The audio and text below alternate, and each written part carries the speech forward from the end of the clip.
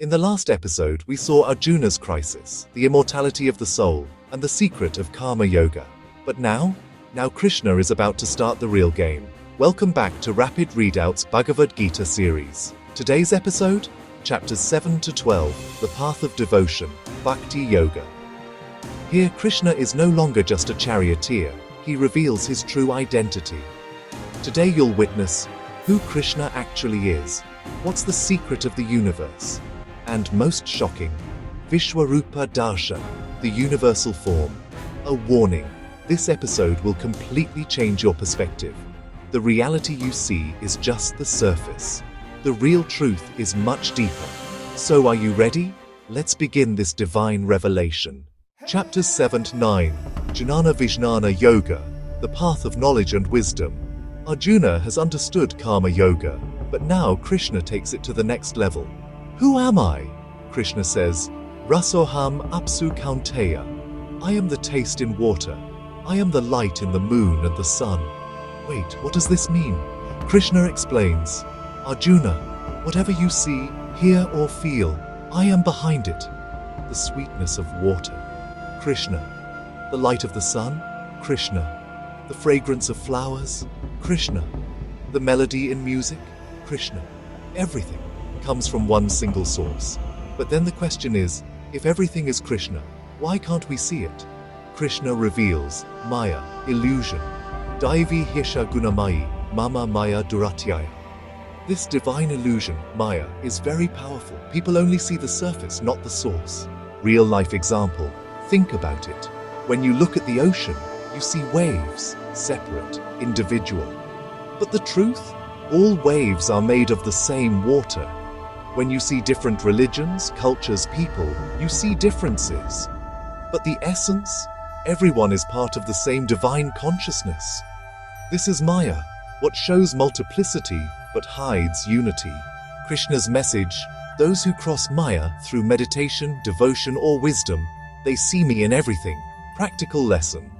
When you see beauty in nature, sunset, mountains, rivers, pause for a second.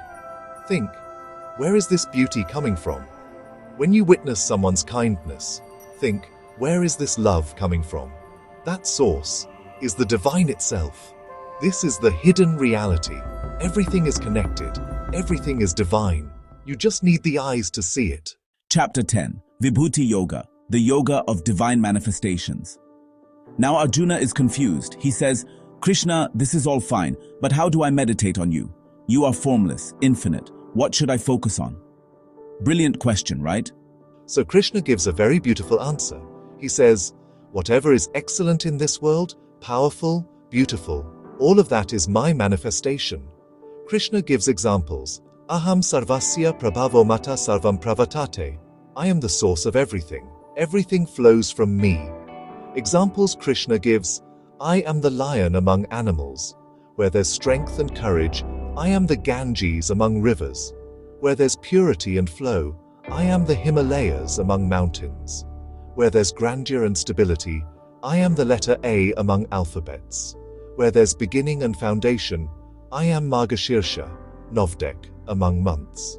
Where there's peace and spirituality, I am Vyasa among sages. Where there's wisdom and knowledge, and the list goes on. What's the deep insight here? Krishna is teaching us. Wherever you see excellence, beauty or power, that's a spark of the divine. Meaning, when you watch Sachin Tendulkar playing cricket, excellence, that's divine manifestation. When you see the Himalayas, grandeur, that's divine presence. When you feel a mother's unconditional love, pure love, that's divine energy. Practical application. From now on, whenever you see something extraordinary, a talented musician, a courageous leader, a selfless social worker, nature's mind-blowing beauty, pause for a second and recognize this excellence is a reflection of the divine. Krishna's final message. Yad yad vibhutimat sattvam shrimad urjitam eva va.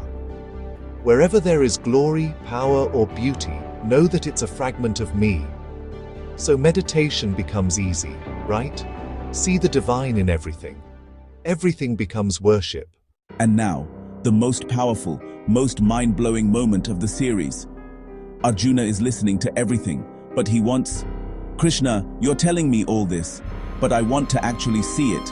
Your true form, your cosmic form. Can you show me? All right, Arjuna, but you cannot see this with your normal eyes. I'm giving you divine vision. Now, witness. And then everything changes. Arjuna sees infinite faces, infinite eyes, infinite arms, thousands of divine ornaments like the sun and moon, past, present, future, all happening simultaneously, creation and destruction at the same time. The entire universe within Krishna's body. Vishvatamukam tad Vishwarupam. Faces everywhere, forms everywhere. This is the universal form.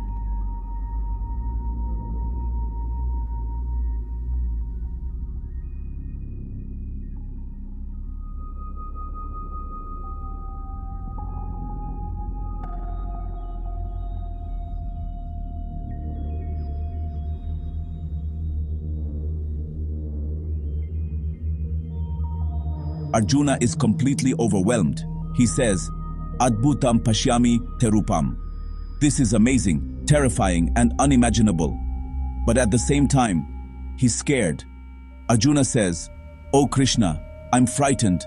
Please return to your normal form. I cannot bear this. What's the life-changing lesson here? Reality is beyond our comprehension. What we see is just 0.001%. We are part of something infinite. Our small problems, ego, achievements, all insignificant on a cosmic scale. Everything is already happening. Past, present, future. Not predetermined, but visible to the divine. Humility is essential. When you see the real scale, ego automatically drops. Practical application. Whenever you feel, I'm very important. My problems are the biggest. I'm controlling everything. Pause for a second. Think. I'm one among 7+ billion people on a tiny planet in an infinite universe.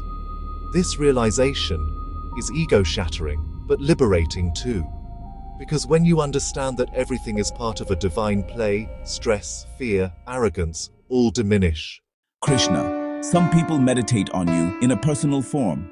Some meditate on the formless, infinite Brahman. Who is more perfect? Brilliant question. Both paths lead to me, but the path of devotion, bhakti, is easier and more natural for human beings. Why? Because meditating on the formless Brahman is very difficult. How will you visualize it? How will you connect? But a personal form, like Krishna, Rama, Shiva, Durga, it's easy to connect with them. Adveshta sarvabhutanam maitra karuna eva cha. A true devotee is one who loves everyone, has no hatred for anyone, is compassionate, is free from I and mine, no ego, remains balanced in pleasure and pain, stays content, doesn't cause suffering to others. Krishna is not saying, sit in a temple for hours, or chant 108 times, or become a monk. Live daily life with love, compassion, and humility. That itself is devotion. Real-life bhakti. Working in the office, honestly, without ego, this is bhakti. Living lovingly with family, this is bhakti. Helping a stranger, this is bhakti. Respecting nature, this is bhakti. Yemat parama patha shraddha vanto nasuyanta. Those who focus on me with complete faith, without complaint, they are most dear to me. Bhakti means turning every action into devotion, keeping every thought pure, and living with love for all. So friends, this concludes Bhagavad Gita Episode 2, The Path of Devotion, Chapters 7-12. Today we witnessed hidden reality. Everything is part of divine consciousness, but Maya conceals it. Divine splendor. Wherever excellence and beauty appear, it's divine manifestation. Vishwarupa darshan. Krishna's cosmic form, mind-blowing and humbling. Bhakti Yoga. Living with love, compassion, humility. That's true devotion. The big shift from I'm doing this for myself to I'm part of a larger cosmic play. In Episode 3, Chapters 13-18, we'll learn the three gunas, sattva, rajas, tamas, that control our behavior, the path to liberation, how to become free from them. Krishna's final message that prepares Arjuna for battle. Trust me, the finale is going to be epic. Today's challenge. Comment below. Sarvam Kalvidam Brahma, and tell me, where do you see the divine spark? Share your experience. If you enjoyed this episode, like this video, subscribe right now, hit the bell icon, share this, because this wisdom is life-changing. This is Rapid Readouts. Remember, wherever there is excellence, beauty, or love, the divine is there. You just need eyes to see it. See you in the final episode.